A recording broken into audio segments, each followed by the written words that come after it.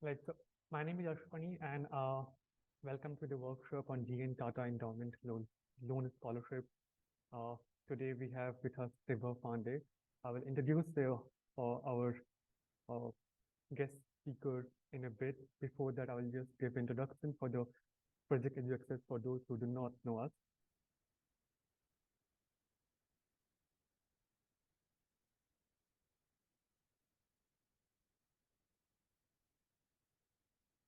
Project EduAccess is is a modest attempt to improve application, improving inclusivity in these spaces, removing some of these barriers for marginalized communities when they're applying abroad outside India, right?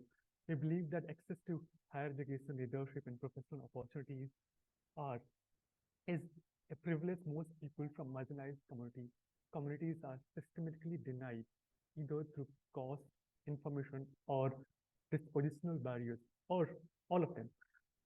We at Project EduAccess, like I said, are attempting to improve inclusivity in these spaces by removing some of these barriers by marginalized communities for marginalized communities in the global south.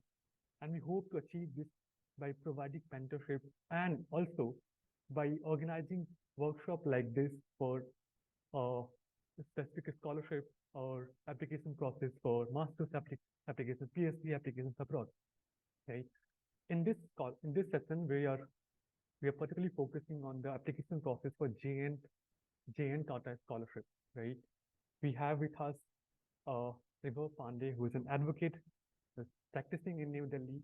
He completed his Masters of Laws from Cambridge in 2023, for his, for which he secured a JN Tata Scholarship, right? The outline for the session is as follows, right? You have already been introduced to Project EduAccess, and for this session we have Ribhav Pande. He will take you through first the application process for the JN Tata Scholarship, the eligibility criteria for the timeline that you have to follow for the scholarship application, the selection process, which has 4 phases, and then the final selection. And then at the end, we'll have a QA, a question and answer session.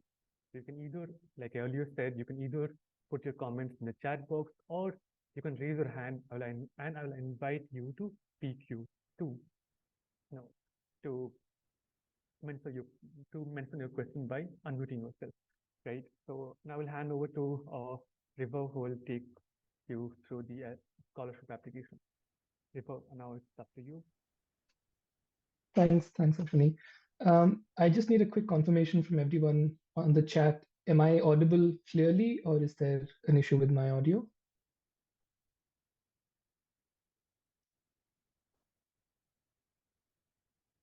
All right, perfect. All right, thank you for the introduction, Ashwini. So this session is essentially a workshop on the JN Tata Scholarship. I will be taking you through broadly the factual part of it in terms of what is involved in the application process, but I'd like the session to be slightly more interactive. I do believe a lot of this detail can be also sourced online, but the folks at Project EduAccess have done a wonderful job in getting all of this together and collating it in a really, really nice manner. I would recommend to everybody to kindly take screenshots of the presentation, or I'm sure the presentation is also provided online later. So you could just get all the information in case you missed something, because I'm going to go through some of the things which are already kind of understood or available online, and I'll give a little bit more time to question and answers and the things that I have experienced in the JN Tata Scholarship application. So could we start off with the first slide? All right, fantastic. Just to give you an overview, and I'm just going through the highlighted items here. It's a merit-based scholarship. It's also awarded one time to basically for postgraduate applications for studies abroad specifically. It is endowed and given irrespective of caste, creed, gender, and community. To understand very specifically what this scholarship is, it's a loan scholarship with a loan ranging between 1 lakh to 10 lakhs. In my personal application, I did get the entire 10 lakhs as a loan. But sorry, I'm just going to admit some people here. Yeah. So it is ranging between 1 lakh and 10 lakh. As the slide shows, not everybody necessarily qualifies for the maximum amount.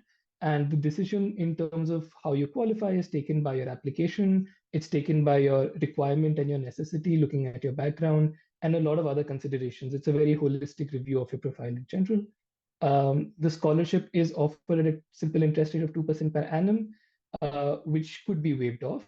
And the repayment, most importantly, is in 5 installments between the third and seventh year. So, for example, I, who have benefited from the scholarship very recently, haven't been required to pay it yet. It will start in the third year and not immediately after you graduate, which gives you enough time to kind of get on your feet, get a job, try to fund the repayment slightly later. You could also get partial travel assistance to 50,000 rupees, which I also did receive, which does cover flight tickets quite comprehensively, not for the US probably, but definitely for the UK where I went. The gift awards are between 2 lakh to 7.5 lakh rupees.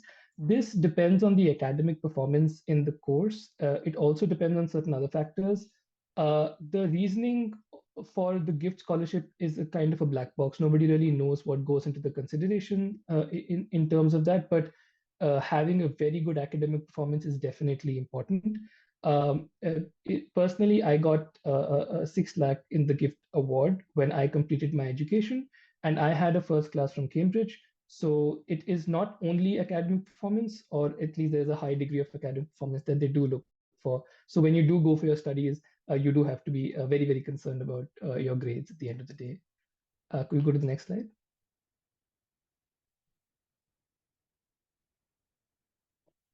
All right. Again, these are eligibility criteria, less than 45 years of age as on June 30th. You do need to have at least 60% marks in your undergraduate and postgraduate studies. This is a very important criteria which everybody should consider. There are certain scholarships which have above 65% and then you're disentitled from applying for them. So do check the eligibility in this aspect. There is also an option where if you didn't get selected in a previous year and you're reapplying, or if you did get selected but you couldn't go for your university, then also you could be eligible again. There are details which would follow for that. And this is specifically for applying abroad. This is not for postgraduate studies in India, and it's not for undergraduate studies either. I think this slide is completed. We can move to the next slide. Right. Yeah, you don't necessarily have to be a graduate. You could also be in your final degree of your course. And even if you don't have an admit offer by the time of making the application, you could always supplement it later. This very often is the case. For a diploma, there needs to be at least one. Okay, so for a diploma of at least 1 year duration, for which entry level requirement is higher than secondary level, are not eligible to apply. Again, very specifically for postgraduate studies here, not for seminar, conferences, training, and workshops. And it must be a recognized graduate program. For example, my course was the LLM and the Masters in Law, which is a recognized graduate program. And if you have been a previous Jane Tata scholar and you're fully repaid the loan scholarship, you're eligible to apply again. Go to the next slide.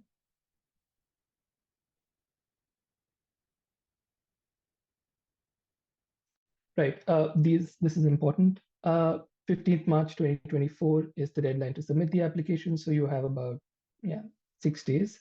1st April is the date of the online test, which is one of the stages that you need to complete. Then there is April to June where the interview calls will go out. Mine was around the 22nd of June. And midweek of July, there will be an announcement of awards. Just to give you a quick overview of the entire scholarship application, you have an application. There are 4 stages, and I'll go through them one by one. But the first one is the deadline to submit the application, which includes your written SOP, your LORs, everything included as a part of an application bundle. There is an online test, which is a very distinct requirement for the GN Tata scholarship, which I personally didn't see in any other scholarship I had applied for. It's a little bit more daunting than it sounds. It's a simple thinking skills assessment test. It's not to be, you don't have to really, kind of prepare for it separately. It's very doable. And then, of course, there's a very important interview, which is called a technical interview, and I'll be getting into that very soon. Can we go to the next slide? Yeah, 4 phases. I just kind of brought out those 4 phases to you. I I've got a question about the gift part of the scholarship. I will come back to that. I'll take questions at the end of the presentation. Um, the selection process has 4 phases and will be informed about the stage at the end of each stage. So you have to go through each and every stage. It's a kind of a selection criteria at each point. Of course, if you have incomplete or false in information and don't have good cause for it, you will be rejected from the applications. You can't make any changes to the form, so be very careful about what you're filling in. Remember that they also ask for certain income details at some point, and those details need to be very much correct and also tallying with your income statements. So the information should be absolutely accurate. Um, all documents should be uploaded in a grayscale PDF, and there's a link to the application website. We can go to the next slide.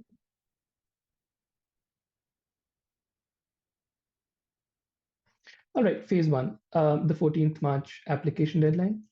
Um, the preliminary details you'll be requiring to submit are personal and academic information, work experience, and an SOP. I'm guessing everybody who's applied for most master's programs or PhDs abroad, and yes, PhD is included here. PhDs abroad would be understanding the concept of an SOP, and while your SOP for a university is slightly different from that for a scholarship, which we'll be discussing, that is a requirement of the scholarship.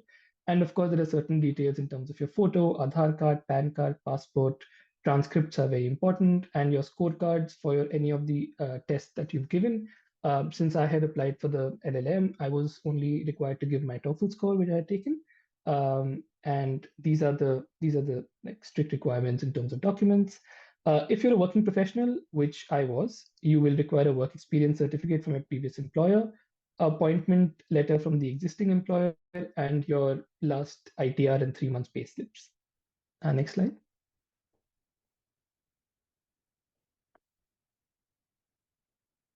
All right, important points to consider. Your participation in co-curricular and extracurricular activities is important. It could be if you're publishing, it could be if you're leading teams, it could be if you're doing something outside of your immediate course requirements. So they do look at a very holistic profile, and something that distinguishes an applicant from everybody else who's got maybe above 60% for their scores. A good score is extremely important in your GRE, GMAT, TOEFLs, and IELTS and PTE. If you have low scores, it would be always good to kind of get your score up before applying for the scholarship. It's a very competitive scholarship. Your statement of purpose, which I had just kind of gone over very, very quickly, is extremely important for the scholarship, and it forms the basis of your interview. It forms the basis of getting to the next stage. And I'll be discussing certain things in the SOP that you might be wanting to be a little careful about, especially for the scholarship. You are assigned a score for your SOP. You should be very careful in drafting it. Obviously, it should be free from plagiarism, and you will be questioned in the interview, and you will be very much questioned on exactly everything that you've written there.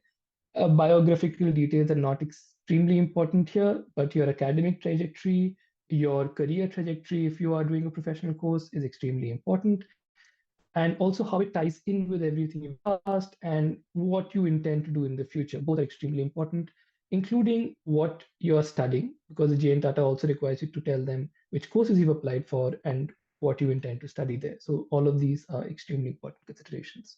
We could go to the next slide. Right. Once your initial screening is done, like I said, you'll be moving to the next phase, which is an online test. This is great because then your application has kind of met the minimum criteria to go forward.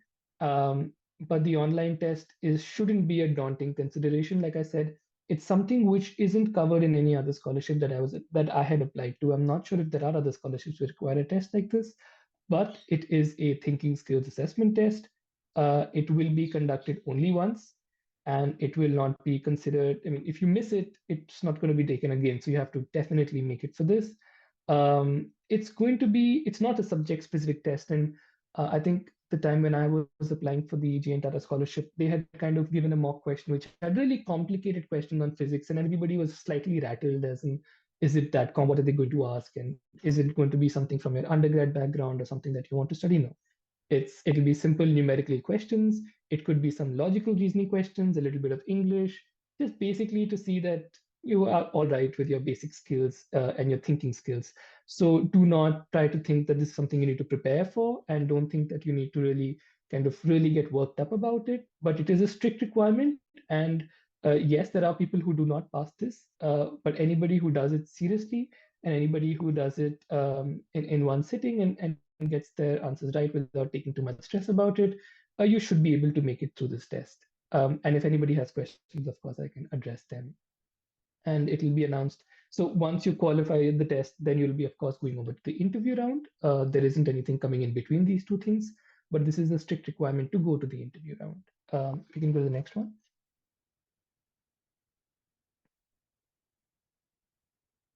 Right.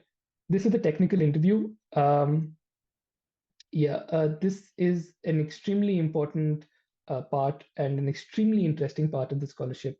Of course, once you're shortlisted for the interview, you'll need to, of course, give your information about the universities that you've been to, the proposed plan, your source of funds, parents' detail, guarantor detail. Like I said, at some point, you will require to give a lot of details about your financial situation, and it's extremely important, and you need to have a letter of admission. So, of course, this is at a stage past the online test. So we're already in April. A lot of universities do give out their acceptances by the end of March or by the beginning of April. And so therefore you should be having certain, for example, I got my acceptance end of March, which was well within time for submitting it to J and Tata. In case you're still waiting, of course, you could write to them and those accommodations could be made. But you should need to have an admit letter to go forward for the interview at some point. And of course, you need to have extremely detailed requirements in terms of where you're going to fund the studies from, how much funds do you have, so that they can assess, in addition to the merit that they're already assessing, how much of a need you have, so that on that scale of up to 10 lakhs, they can see where you are on the scale.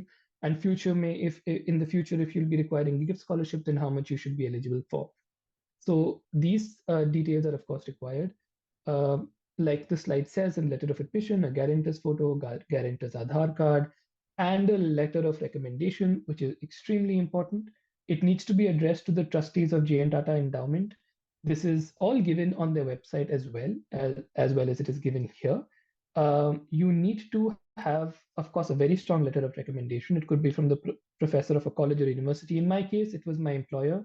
I was working with the Delhi High Court, and my boss was a sitting judge at the High Court, so I had her letter to give.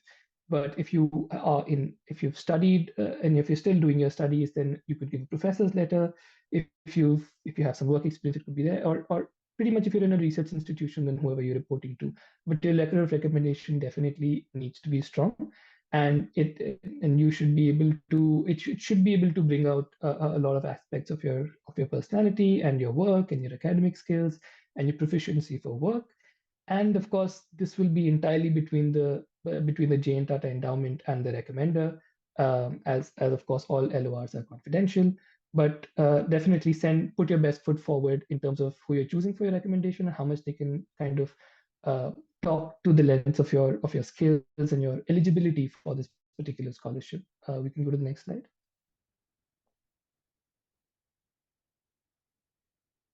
All right. This is the last leg of the application process. It's the technical interview. Technical, I'm going to read specifically because this is very important. Technical refers to the evaluation of candidates' understanding of their subjects, current and future.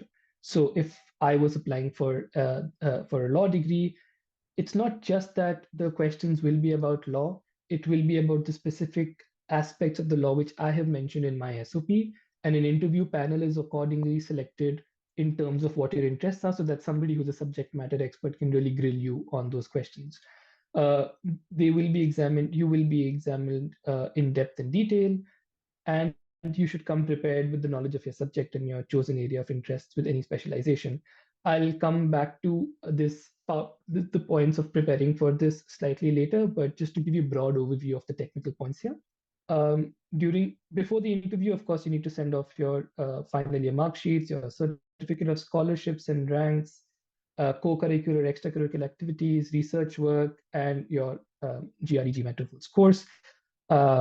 Your interview, again, just to recap, happens somewhere in June or July. So you do have sufficient time to get these documents with you. It's of course conducted from late April. Mine was slightly later, and it would be in person in Mumbai or online. In my case, it was online. This was this was in 2022, and it was online. And the director of the JN Tata Endowment is going to be there, and a subject expert is going to be there. But let me tell you, the director of the JN Tata Endowment is an extremely learned person, and they can grill you even if you think they're not a subject expert. So be prepared to be grilled from all angles here. Performance, of course, is the highest weightage in the selection process. And that's why I'll spend a little bit more time on it slightly later. We can go to the next.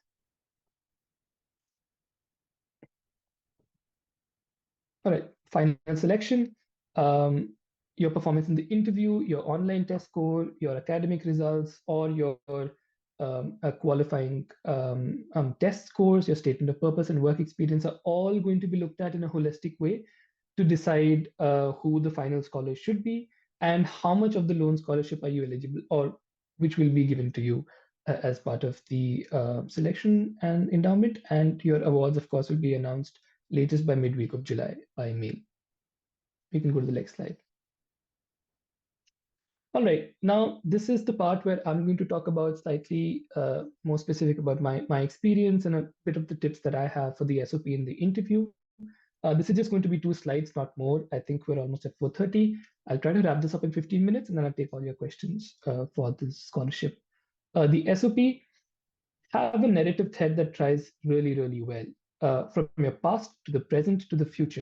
What is it that made you want to pick up this subject? What is it that you're doing on that subject today? And what will you be doing for it in the future? Focus is the key here. Do not try to spread yourself too thin in trying to show that you're interested in a bunch of areas. Most SOPs which kind of do go forward and are successful are the ones which are very focused in terms of one thing that you're interested in doing and trying to follow. So try not to show that you're good or trying to show that you're good at everything.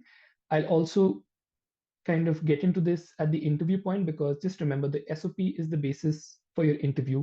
So in the sense that the questions will be very, very tailored to your SOP, which is why it is so important to see that whatever you are saying, you must really, really know very well. So the more general your SOP is, the wider the questions can be. So if you're prepared for that, then be my guest.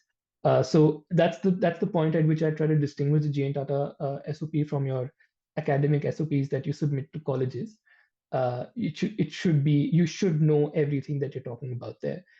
Specific over generalized is, of course, in line with this advice. Initiatives outside academics are relevant when tied in with the narrative. So, for example, if one of my interests in profiles, one of my interests was that I was interested in public policy. So I had started a platform called Mandate Project, and I talked a little bit about that in terms of how I'm trying to, start a public policy platform and try to get people involved in elections or in policy making specifically. So those are initiatives I did try to include here. As also everything that I did for certain law journals, which I was a part of, because it also ties in with my interest in law. Be careful about your sentence construction. It will be taken apart. This is an extremely personal observation because it happened to me. And the only thing here is that I had thought about that sentence a lot. So it kind of stood out as a sentence, but I was able to justify pretty much everything I'd said there. And they're looking for these things. So if your sentence is standing kind of out, or it's sounding slightly not what you'd be reading everywhere else, then you'll be questioned about it. And if you're able to kind of back it up and give your answers for it, then that's fantastic. That'll go a long way. Avoid rabbit holes, by which I mean don't put in something which will lead to another question, another question, another question, which can kind of derails you away from your main area of interest, which is why your SOP needs to be focused and tailored. So just to give you a small example of the kind of sentence I put, I'm not sure if I remember correctly, but I think my sentence was something along the lines of me taking a natural liking to subjects in civil and commercial law. and the evolving interplay with technology. It greatly intrigued me, and for me, competition law was like a frontier of conflict between public policy and emerging technologies. Now, this is a broadly general sentence, so they picked apart and said, "What do you mean by interplay?" Or what do you mean about this evolving frontier of conflict?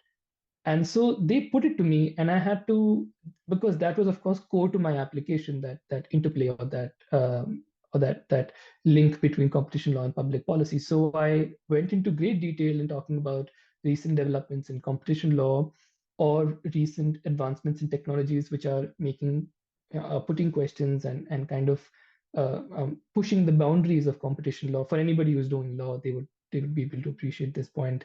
So they did get into these questions, and they did grill me on it a lot, and it did lead to a rabbit hole, but that's the one I wanted. So it did lead to a point where it was a conversation I wanted them to go into. But you don't want to have loose construction, which will put you in some place you don't want it to be. So be very careful about what you're writing, and be very specific if you can. um, Definitely you have to defend your interest in the interview, so avoid areas where you don't know much about something. And if you're not sure about it, just because you think it will look nice in your SOP, trust me, they will be able to kind of zero in on it and question you and grill you. And if you then can't stand and defend your sentences, then you'll be in a little bit of trouble, because then it wouldn't come across as your genuine interest and passion in that subject. The next slide for the interviews.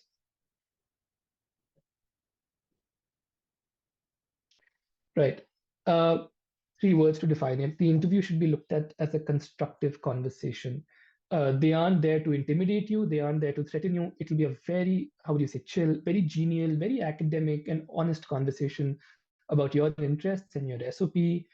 But it will be a conversation which will, of course, put you in the position where you need to talk about what you're passionate, and you need to show that. The last point in this is, don't try too hard to impress. Your passion and knowledge should flow from your conversation. So this constructive conversation is kind of set up by them to understand what your application is, what your profile is, and what you're interested in, what makes you tick, and why you're a good fit for their scholarship. So it's a very constructive conversation. It's not intimidating, even though it may feel so, or you may think about it at this point. 2 minutes into the conversation, the interview, it felt very normal, very relaxed, and a very honest conversation. But yes, be thorough with your CV, be thorough with your SOP and your work experience and your publications. And to be very clear, everyone's experience of the interview is different. So Project EduAccess has done a fantastic job about certain workshops over the GN Tata Scholarship, and they're all available online on their website. So definitely takes a lot of benefit from the resources that they've put out, and see other people's interviews and their experiences that can be helpful. There'll be one subject expert and one generalist. The generalist would be the director of the GN Tata Endowment. Uh, in my case, the subject expert was Mr. Rohan Alva. He's a practicing lawyer, and between the two of them, their understanding of the law and their general, so it wasn't even necessarily questions which were just about my application. So if they read something somewhere, and they read a lot, which somehow tied in with your profile or with your area of interest, and you haven't thought about it, you may need to give an answer and give a thought about it on a very preliminary level, so that they can see how you're understanding, how you're assessing, how you're assimilating, and how you're conversing. So it's a very interesting panel every time that they do put it up, and they know your profile in SOP inside out, and they even quote to Del Beaver. Like I said, the SOP sentence that I had, they got into it, they read it out, and they asked me questions about it, and what my thought process behind it was. So that's extremely important that you know your SOP inside out, because they definitely will. Explain everything. Please don't assume that they know your profile, although they do, but please don't assume it. Your assessment includes how well you know your subject. So even if you think that they don't know your subject in depth, like let's say that you're in a very specific, your interest is extremely specific, and suppose your panelist hasn't worked on that specific proposition, it's your job to explain it and synthesize it and make it simpler for them to understand. And a simpler explanation shows that you have command over the subject, that you could explain something to a person who didn't even understand it, which is extremely important and extremely impressive. The flip side is don't think that they don't know, again, because these are subject matter experts, and somebody who is extremely well read, they might just know about your field, perhaps even more than you do, if, in case they've worked on it in a professional capacity. Of course, humility is accepting that you don't know something. Don't think that saying that I'm sorry, I don't think I understand, I don't think I know the answer to that is a bad thing and you'll immediately be disqualified. That's not how it works. If you don't know something, have the humility to accept it. But if you have a limited understanding, try to give a preliminary opinion and be honest about that conversation, that I'm thinking about it like this. And so that you can show them how you think, how your thought process works. It's extremely important because the way you think is equally important as much as how much you do already know. And try steering the conversations to areas you're informed about. Uh, this is easier said than done. Don't avoid their questions, but in their if their question allows you to go to a certain direction, or it gives you a prod in a certain direction, or there are multiple directions, you can go to one where you can speak to your profile and your application and your understanding of the subject a bit more, because you should be talking about what you know. A large part of my interview, I spoke a lot. I mean, there were points where they were just sitting and listening to me, talking about all the things which was an answer to the question they had asked me. And so don't feel weird when you're talking at length about something that you're interested, because they're genuinely interested in hearing what you have to say. So don't think of it as as an intimidating kind of an experience. It is, at the end of the day, a constructive conversation. And of course, I can answer any more questions that you have. I'm done with this slide, and I think I'm done with all the slides I had to cover. So I think we can be open to questions now.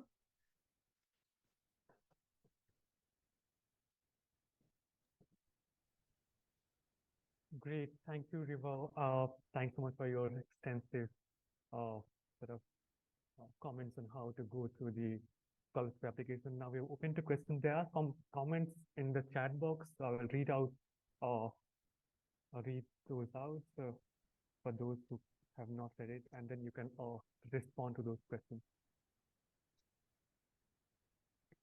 Right. There's one question from Seher Abdullah, who is asking, can you briefly talk about the gift in the scholarship once more? Is it something that you... Yeah. So the gifts part of the scholarship it's the non-loan part. So up to 10 lakhs is the loan aspect of the scholarship, which you have to repay after 3 years, and then in 5 installments, as we had covered in the slide. The gift part is after you. Yeah, I didn't cover this in detail. Good question. After you've completed your studies, or at the first transcript that you receive. So at Cambridge, we were only given a transcript at the end of our studies because we had one set of exams at the end. But certain other universities allow for semester-wise marks and transcripts. So at the earliest point where you have certain transcripts which reflect your academic record at the place that you are studying, you could send them that, and basis that they will decide on whether or not you are eligible, or how much you're eligible for in terms of the gift scholarship, which ranges up to 7.5 lakh rupees. This is the part you don't have to pay back. So potentially the total scholarship you could get is 10 plus 7.5, which is 17.5 lakhs. But the 10 lakh part is repayable at 2% or 0% interest rate, depending on their decision later, but that's payable after 3 years. And the gift part is what they've endowed upon you and that you keep.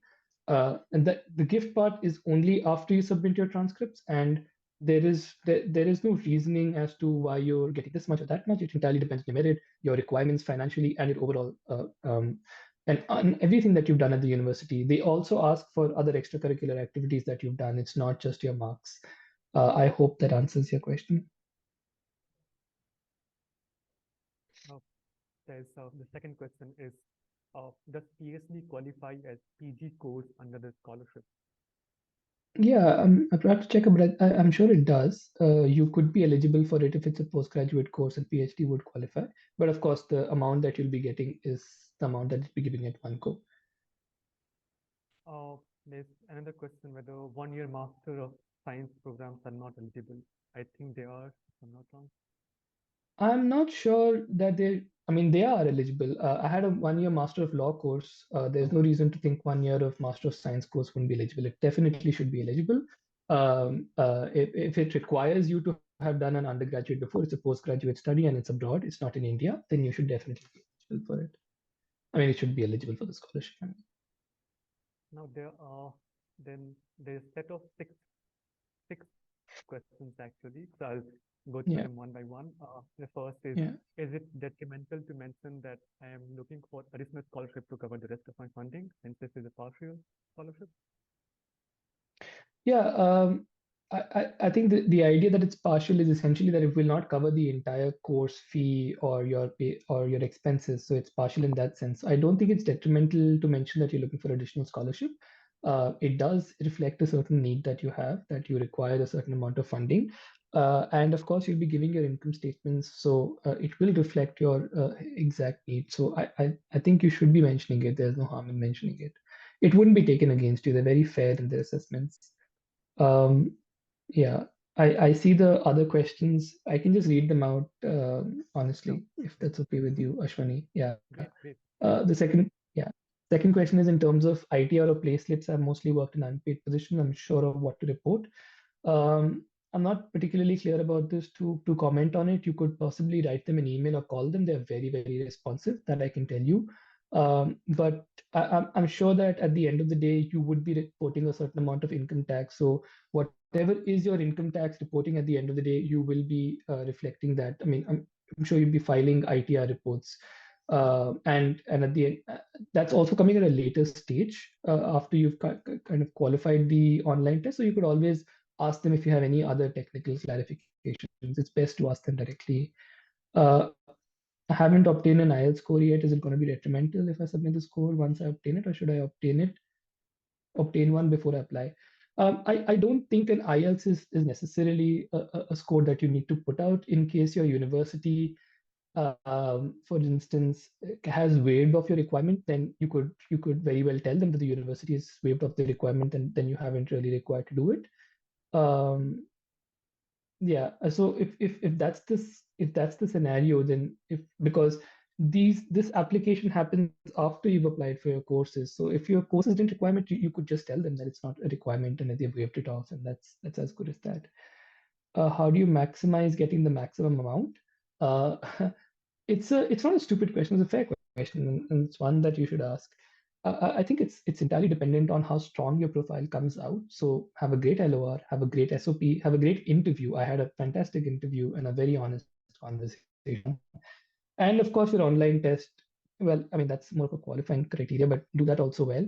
And I think if you do everything right, you should be getting the maximum amount. Also, if your need demonstrates that you require the maximum amount, and your merit backs up everything that you've put out, then I think you should be getting the maximum amount. For the gift scholarship, I'm not particularly sure myself.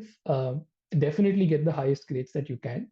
Try to possibly get a rank in your cohort, and truly show them that you've made a difference academically, and try to have some interesting extracurriculars also. I think it might help, but that's kind of a black box. I'm not very clear on that reasoning. Um, as a loan scholarship, what should we keep in mind for the guarantor or collateral aspect? I'm not really sure about the question. In my case, my father was the guarantor, and I'm not particularly sure of what the question is, as in what we should keep in mind. I'm sure that you all can write to me in case there is anything you want to clarify here. But it's more of a it is definitely a formality because we will be, I mean, you will be executing a deed with them. You'll be signing papers, but I'm sure most plain Tata scholars do repay the amount. So you should have a decent amount of collateral that would be able to repay the amount of loan that you're getting for them. So I think that's pretty much all that you need to consider. The online test is not at a computer center; it's at home. Conditional offers are definitely valid. I had a conditional offer from Cambridge, and that is what I had used to apply because the final offer came slightly later. And if they have any issues or doubts, you could always write to them. They'll definitely reach out. Um, The question is, should it be a character letter of recommendation? Could you talk more about what an LOR for a scholarship should discuss? This is entirely dependent on, firstly, it's not a character certificate or a character reference. Uh, you, of course, have no control over the LOR written by who you're going to, but you should go to someone who can attest to your academic skills, your merit, your contributions in extracurricular activities, and somebody who can back up the kind of profile you write to show that you're an incredible fit for their scholarship. That's pretty much all that there is to it. It should be discussing your areas of interest and how you've demonstrated it, and what your recommenders impressions have been from their interactions with you. They should be able to write and attest to the kind of talk about that, and that's pretty much all that there is to it. Ashwini, should I go on to the next set of questions, or how do you want to? Yes, I think you could go ahead, go through the All right, remaining questions. fair enough. The question is, it is mandatory to submit IELTS test score. I've covered this. It's not, especially if the universities waived it off. Um, it's definitely available for universities outside the UK. It's available for the US and Europe and every other university which is outside India. Is an experience certificate from a previous employer extremely important, or can it be substituted with the offer letter from the organization? Um, well, on this aspect, you might want to check with the scholarship committee itself. Write them an email, give them a phone call. Normally, you want to know what time you had ended the last employment. So I think they were looking at from that perspective. But if your specific case has any specific kind of questions or queries, definitely reach out an email to them. As I said, they're very responsive. There is a limit on the length of the SOP. I think if you check up the scholarship website, they have given some details, the number of words you can do. I think it's normally roughly 2 pages or about 1,200 words or so. I think that's what the length of the SOP is. It's pretty similar to whatever university SOPs that you write to in terms of the requirements. Um, the differences, could you shed some light on the differences between an SOP for the uni and one for the scholarship? Yeah. Like I touched upon this briefly, your SOP here is the basis for your interview. So whatever you do write in your SOP is going to come back and bite you in the back if you think you've written something but you're not very sure about it, but you think it looks impressive. So don't do things like that for the SOP. Be very clear about what you want. Uh, the SOPs for scholarships per se are also very different from the SOPs for universities, because remember, the JN Tata scholarship has a particular SOP prompt. They are not looking at your application for the university. They are asking you what makes you distinguished as an applicant to be considered as a JN Tata scholar. So you won't necessarily be going into the kind of details on the academic side as you would in an SOP at the cost of the rest of your profile. So it needs to be slightly more balanced than an SOP for your actual subject matter application. Your university requires an English proficiency test. You haven't taken the test yet. To answer that question very specifically, if your university gives a waiver, then you can always reach out to Jane Tata and say that there's a waiver. I haven't required to take it. If you will, in case that you will be required to take it later, I'm not sure specifically why you're waiting for giving it right now, but you could submit it slightly later by writing to them. On the English proficiency test side, I don't think that's too strict a requirement for Tata. Can you share how many revision your draft recipe went through before finalizing it? Oh yeah, I think I had probably 15, 20 drafts. It's a lot, not specifically for JN Tata scholarship, but definitely for all my applications to a lot of universities, to different universities. And then once you have those kind of drafts out, which talks about your narrative from the start to the finish, it needs to be more tailor-made for the JN Tata scholarship. So I probably had 3, 4 drafts specifically for JN Tata, which I had kind of put out. All this is applicable for somebody who's asking for scholarship on the second year of masters. Yeah, I think the requirement is in the initial slides that you need to have at least 12 months left in your course if you're applying for the JN Tata scholarship. So in case your masters, I think if you're in the second year, you won't have 12 months left, so you may not be eligible to apply. Should we articulate our SOP as a need-based aspect or focus more on the academic and extracurricular? I would definitely focus more on the academic and extracurricular. Uh, your hardship and personal experiences are also important. Both are important equally. It's not like you should follow one over the other, but you should focus on your academics and your extracurriculars. But your hardship, personal experiences, if they are the how do you say, if they are the reason or your motivation for following a certain program, which in a lot of cases it is, then it does tie in with the narrative as to why you're studying and what you're studying. So then it could be relevant and you should definitely put that out.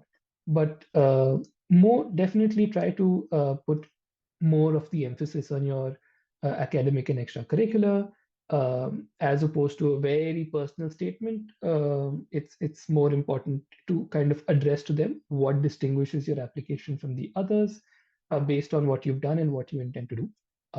And in terms of, yeah, I if there are certain parts of your need-based aspect you want to highlight, I'm sure that you should mention it, but there are sufficient points later on, and especially when you're putting out your income statements or some other aspects which you want to bring about, which do bring that out. So you would have an opportunity to address that aspect also, and they would be considering all of those things when they're making the final decision on the awards. I think that answers all the questions in the chat for now, Ashwini. Oh, hi. So I have received two questions in my personal box, so I'll just read them. Now, Okay. one is, I think, Yeah. something that you have covered earlier also, but this is a bit more specific. This is, how are loan scholarships different from normal scholarships and from regular education loans? Okay. Yeah, that's pretty simple to answer. A loan scholarship is different because a scholarship would normally cover your so take a specific scholarship, right? If it's not a loan scholarship, they would give you a certain amount, or they would directly transmit to your university the amount for, let's say, your tuition. If they're covering all of the amount of or your fees, they'd be transferring it directly to the university, or they'll be giving it for you to pay. In a loan scholarship, they would be giving the amount that you've received as a award from them. They'll be transferring it to your account, and then you'd be making the payment, and you will have to repay that amount back to them over 7 years. Where in Jane Tata specifically, you'll be repaying it starting from 3 years after you finished your course and you've kind of settled down in whatever other vocation that you wanted to do. So there is an element that you have to pay back to them, which is what differentiates it. What differentiates it from a loan that you're taking from a bank is the interest component, uh, which if the larger the loan amount, the larger the interest component, the larger the interest would be. So the Jane Tara scholarship, you have to pay a 2% interest rate, but that could also be waived off depending on your conditions and your application. I specifically haven't reached that part of the repayment yet because I'm still within the 3-year period before the repayment starts. And a regular loan, you might get at maybe 8% or 9%, and for that larger sum, the loan component will and the interest component will rack up and stack up to quite a bit. So think of it like an interest-free loan of sorts, but for, of course, a lesser amount, and they're very relaxed about the repayment schedule. So those things are very important because a loan repayment for educational loan would be starting almost immediately, but here they're giving you 3 years to kind of find your bearings, and that's, I think, is very, very important. So that's how I distinguish them. There's another question from the same person who is asking, as a junior advocate, I don't receive pay slips and the method of payment is quite informal. How should I go about it? Right. So you may not have pay slips, but I'm sure you'd be reporting whatever income that you're getting in your income tax return. So at the end of the day, they will be looking at your income tax reports, which you'd be submitting to them, whatever ITR you've been filing. So those, or you could just give them an income statement if you receive. I'm guessing you'd be receiving it online. If you're a junior advocate, you'd be getting a wire transfers to your bank account. Maybe that could be reflecting your payments. Ashutosh has a question I'm going to ask him. I'm going to invite him to speak. Sure. Ashutosh, you can ask your question. Hello. Hi, Ashutosh. Hi, Ribhav. So my question Hi. is regarding the ranking of the college. Does ranking of the college matters in the selection criteria in the assessment, like the bachelor ranking, the bachelor's college ranking, or the college that you are going to, ranking of that college? So does that matter in assessment? Ranking, you mean of the college, like the college's ranking, or your ranking in your cohort? No, no, the college ranking, the prestige of No, that institute. I don't think that should matter at all. Okay.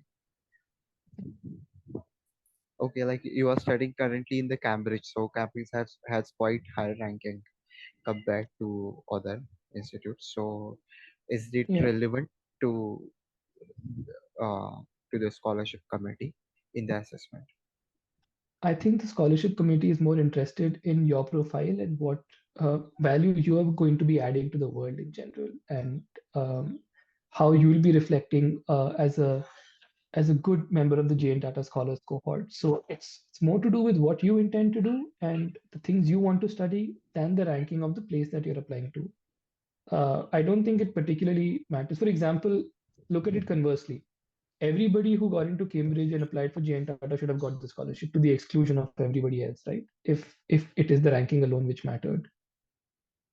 So it's not that only the top universities and ranking wise will take all the scholarships away. It entirely depends on your profile and what kind of an impression you're creating on the committee and what your future plans are. It's a holistic review, and I don't think it depends on the university that you're going to be attending in the future. Okay, yeah, thanks. Okay. There's one more question in the comment box, but Mm. before that, I'll just add that someone has asked regarding uh, the word limit for SOP. I just checked it's 800 words, so it's Okay. right. And this is a good question here. So Indo is asking if the course has a thesis component, should the research question be talked about in SOP? If the what has a research, sorry, If could you just if the repeat the question? if the course has a thesis component, should the Yeah. research question be talked about in SOP? Um, you could talk about it. I don't think you necessarily have to talk about it, but I'm guessing that if it has a thesis component and if you're already sure about what you intend to be doing, then it will definitely be tying in with what you've done and what you intend to do.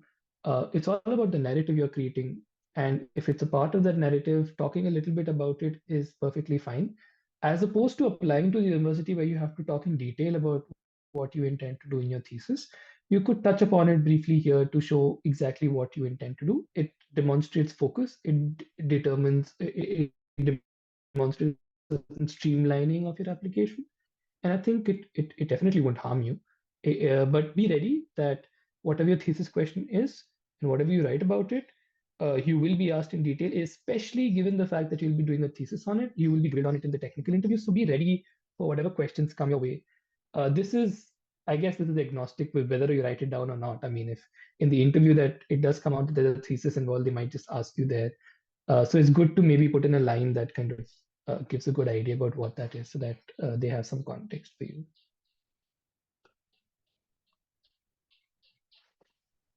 Great, perfect. I think we don't have any other questions pending in the chat box. If anyone else has a Mm. question, uh, they can raise their hand or they can just unmute themselves and ask your question. Ashutosh, uh, you can go ahead. Hello. Hi. Hi. So I have a question regarding the mention of the course. So as Mm. postgrad aspirants, we usually apply to multiple universities. Okay, it is Mm. within the our domain interest area. So, like in the SOP, should we mention or should we talk about the research interest area, or should we talk about the specific program, specific university program? I mean, uh, in see, I come from a very specific discipline, which is law, and in the place I had applied to, I don't think. we had a thesis component that we had to talk about, or a certain research question we had to talk about. If it's an important part of your program, then you should definitely be talking about it. I think that's pretty. And like I said about the thesis, but I was answering the thesis question before. Um, if you're writing about it, be very sure that you can talk about it at length in a conversation with a subject matter expert. So be prepared for it accordingly is all I would suggest. I'm sorry, actually, Ribhav. I guess I I did not explain my question properly. What I Mm, mean is when you applied for Cambridge, okay, like mm, you would have also applied to other universities, right? And by that time you might have multiple offers. Okay, mm, so in the SOP, did you discuss specifically related to Cambridge, or mm. you discussed about your area in No, general and area not in general. mentioned the university? Definitely. I can't mention the university in my SOP if I don't know which I'm going to select for, because I applied to both the US and the UK. Okay. I did apply to programs which would have my areas of interest. So it's not like my area of interest would have been in one particular university, not at the other. I ensured that. So my SOP was agnostic as to which university I'm going to be applying to or getting through. But if you have clarity of it by the time you're giving it, then that's fantastic. If you don't, then you could be specific. You could talk about your area of interest before you talk about exactly which college, which university you're attending. If you are talking about multiple programs that you're applying to at different universities, then that's a bit harder to answer for me personally, and I don't think I'd want to answer that or get into that because, let's say I'm applying for uh, certain. Let's just say that there are two courses within law, even at Cambridge. There's Masters of Corporate Law and Masters of Law. And so if I'm applying to both, if my SOP isn't covering both and is not going to be covering the subject matter of both, and I get one of them and the SOP doesn't cover it, then it'll be weird or it'll be difficult for you to talk about it later in the stage. So definitely have an SOP which can cover all the applications or admits that you can get is how I would answer that. So you are suggesting that I should not put the name of particular university rather than should speak only about the topic, because I currently have multiple offers from universities regarding the same Hmm. program. Like Right. same So interest area is there, but I have offers from yeah, multiple universities. So should I talk yeah. about the area in general, or rather the university or particular university which I intend to join? Are you sure about which one you want to join? Not yet. Then you can't talk about anyone, right? That's what I'm trying to say. So Okay. for example, yeah, I mean, I don't think it particularly matters either.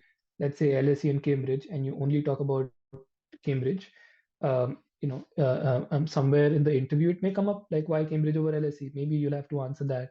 But I don't think it helps you one way or the other unless you're very sure that you want to go to Cambridge over LSE. If you're sure about it, then write about it. If you're not sure about it, then keep it open. I don't think I don't think anything will hinge on that particular aspect.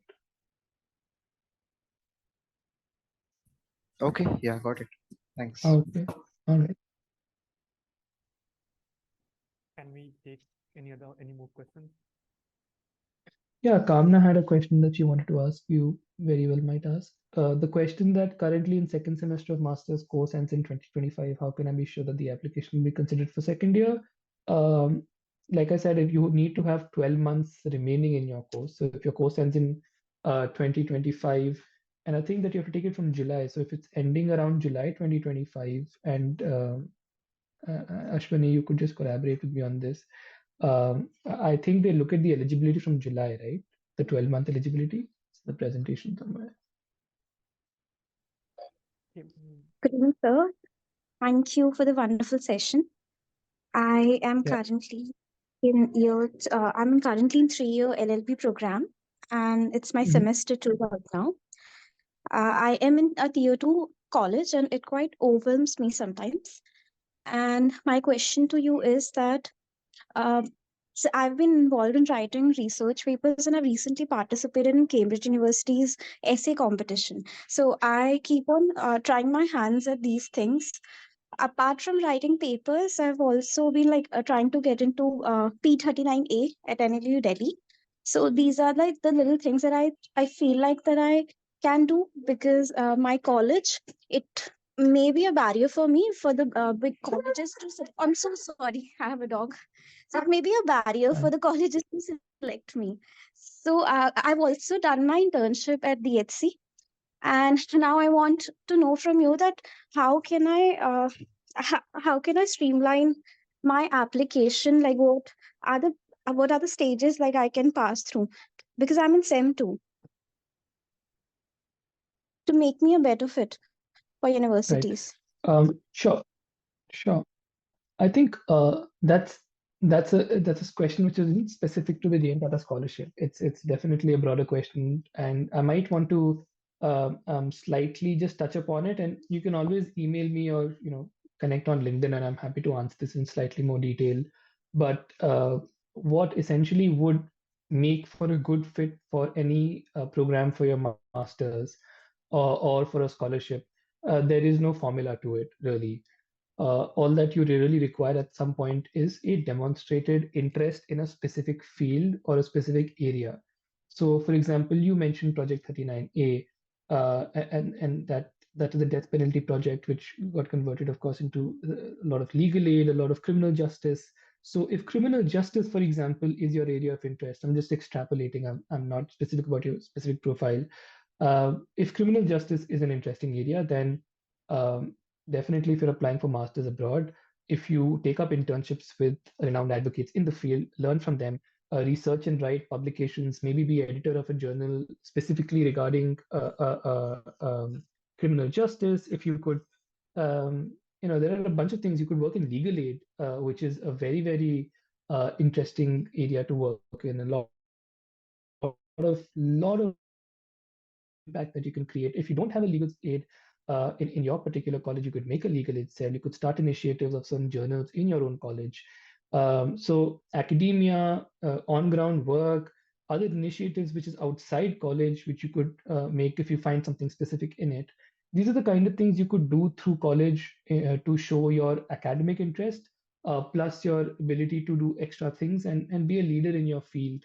And that's what you need to be establishing through your entire LLB program, is what I would say.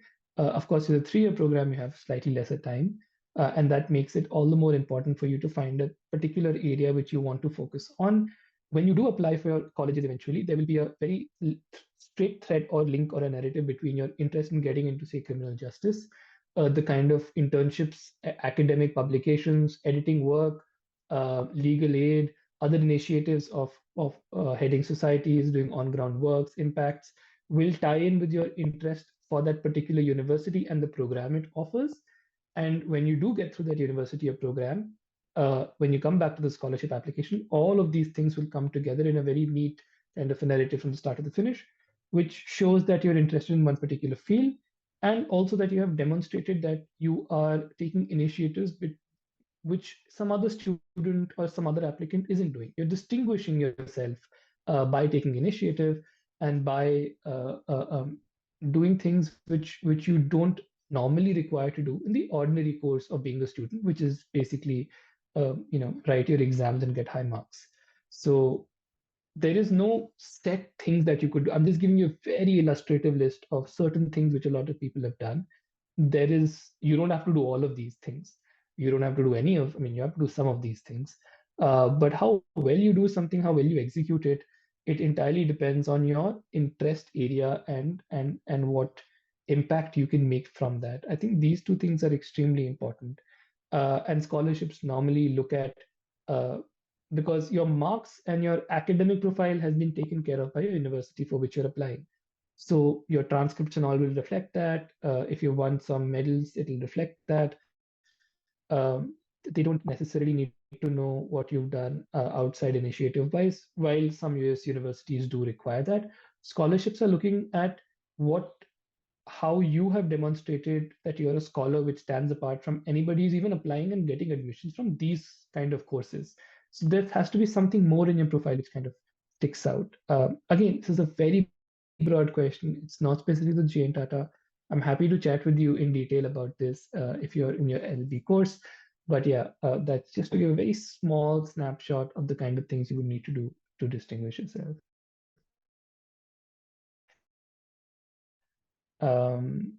Yeah, that should answer that question.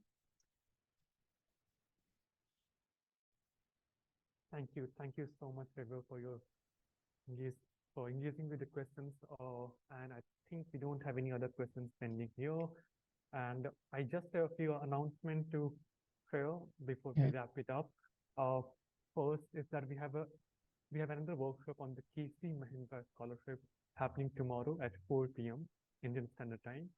The details for this can be found on our social media handles. You can check link, Instagram, LinkedIn, Twitter. You can check there. Second, we have recorded all our public workshops, right? And you'll find these details on our website. Third, if you have any other question, you can reach out to us. You can reach out to us at info@projecteduaccess.com. You can also find the email ID on our website.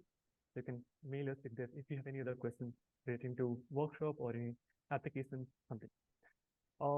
One thing is which Ribhav also mentioned earlier, that we had a Jane Tata workshop last year as well in February. So if you want to check the recording for that session and the details from that session, you can check in our website. Go to the resources page on our website, and you'll find the details there. I think that would be all. Thank you so much for attending session, and thank you so much, Ribhav, for engaging with all the questions that you have given your precious time with us. So thank you so much for that. My pleasure.